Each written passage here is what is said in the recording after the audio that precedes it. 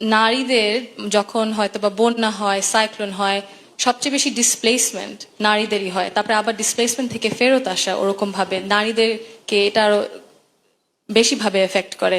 তারপরে ওনারা আরো এক্সপোজ থাকে to trafficking, to exploitation, to informal labour. তো আর আপনি যেটা বললেন যে স্যালানিটি ওনাদের এই যে এফেক্ট করে অনেক, এটা বিশাল বড় একটা ব্যাপার। তো এই দিক থেকে অনেক ইন্ডিজিনাস কমিউনিটিজ আছে, বহু বছর ধরে, বহু যুগ ধরে ওনারা করে এসেছেন কাজ এই ক্লাইমেট চেঞ্জের দিক দিয়ে কিভাবে অ্যাডাপ্টেবল হতে। নারীদেরকে আমার মনে হয় অথবা প্ল্যানিং এও ইনক্লুড করা হয় না, ক্লাইমেট চেঞ্জ পলিসিস কিভাবে প্ল্যানিং করা হবে, ডিজাস্টার প্ল্যানিং এ। তো অবশ্যই এটা আরো ইনক্লুশন, আমাদের ইনক্লুশন আরো প্রয়োজন। কারণ যদি ইনক্লুশন না থাকে in leadership positions, mid level, junior সবগুলো পজিশনে, তাহলে আমরা ওনাদের দৃষ্টিটা পাবো না। নারী হোক না হলে আদিবাসী হোক, যে কোনো ধর্মেরই হোক, আমাদের ওই রেপ্রেজেন্টেশনটা প্রয়োজন।